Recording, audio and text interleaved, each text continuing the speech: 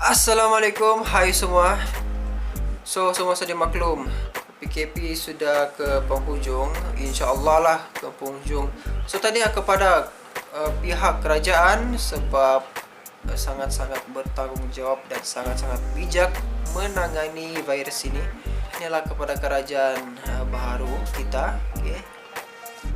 Amerika Syarikat pun susah mau handle benda ni. Tapi kita boleh jadi kira boleh jadi contoh lah kepada negara-negara luar. Tapi ada negara-negara luar yang lebih baik lagi lah. But kita Malaysia tersenarai, alhamdulillah. So kita punya graf kes jangkitan baru pun makin berkurang dalam 2, 3, 5 orang. Kadang-kadang satu hari pun tiada. Okay, syukur alhamdulillah. So walaupun begitu, antara norma baru yang perlu kita amalkan walaupun PKP sudah habis, antaranya yang pertama yaitu sentiasa memakai mask dan juga memakai hand sanitizer. Mungkin kadang-kadang ada di kalangan kita kalau memakai mask rimas sebab kita punya nafas panas dan kita kadang rasa kita punya sini berminyak, lepas tu malas memakai. Kalau macam kita satu orang dalam kereta kapan dapat apa yang pakai pun tidak apa. Tetapi kalau kita bersemuka dengan orang, tolonglah kita pakai mask tersebut, okey?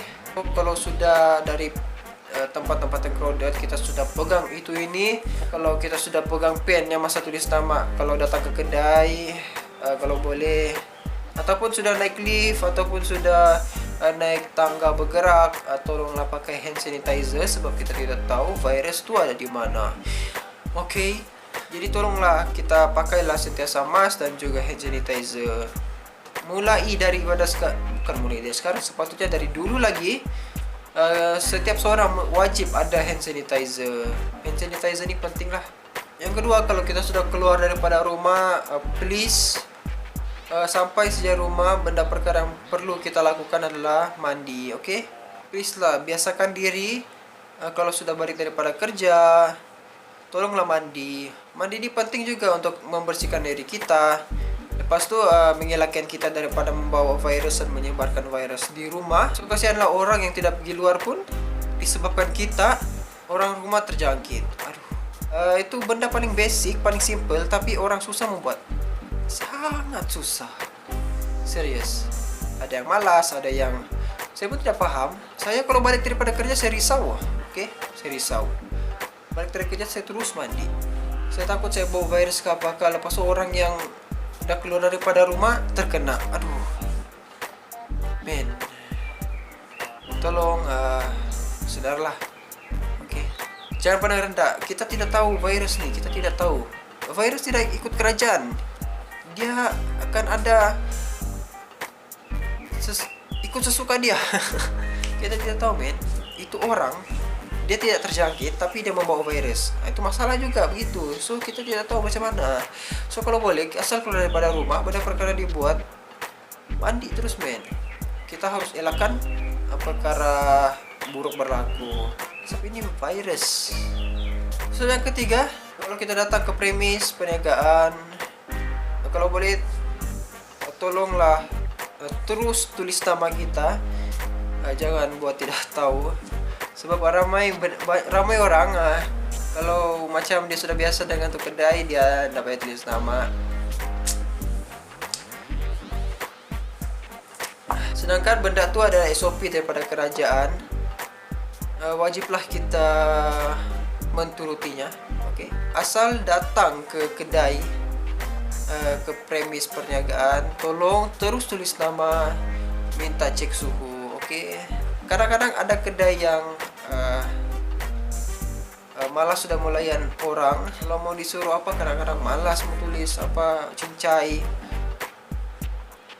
Tapi ada kedai macam yang di mall apa, dorang ada senang sikit lah, dorang pakai scan bar. Jadi kalau yang pakai scan bar tu dia senang sikit lah, dia memudahkan. Tapi bagi yang menulis nama ni, itu adalah masalah sikit. Ada masalah sikit.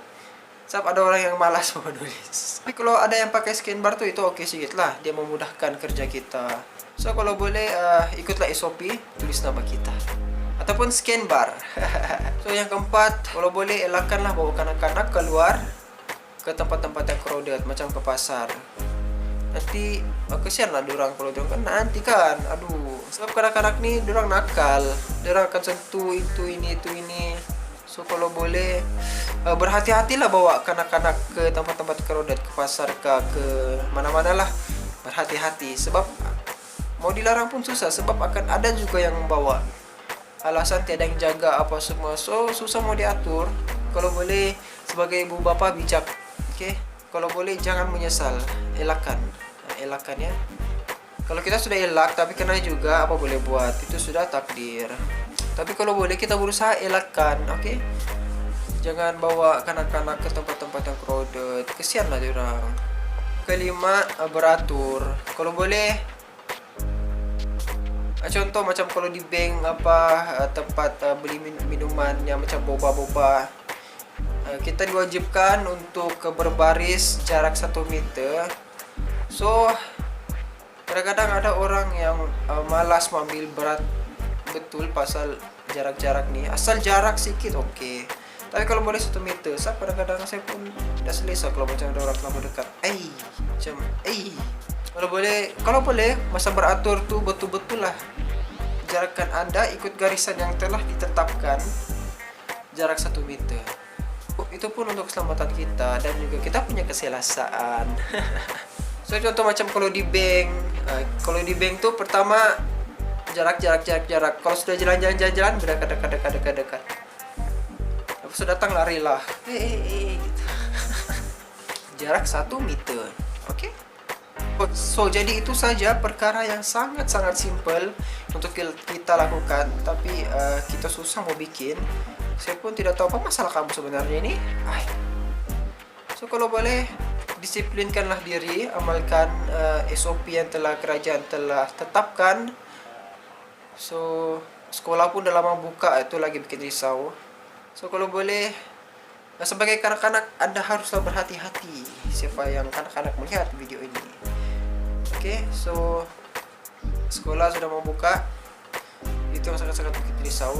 Bayangkan budak-budak sudah buka, lepas tu ada satu orang budak kena, lepas tu aduh men, sudahlah kanak-kanak ini nakal. Kalau boleh bagi tahu anak-anak Anda, ajar anak-anak Anda, kasih dengar orang betul-betul, kasih paham orang betul-betul untuk social distancing. Ajar dia orang lah betul-betul macam mana mau social distancing. Jarak 1 meter, oke? So, risau men, kadang-kadang aduh. So itu sajalah video saya untuk kali ini. Terima kasih kerana menonton. Assalamualaikum. Bye. Benda ni sangat simple men, sangat simple, tapi susah orang mau bikin men. Ayo. Jangan lupa subscribe men, oke? Jangan lupa like, jangan lupa share.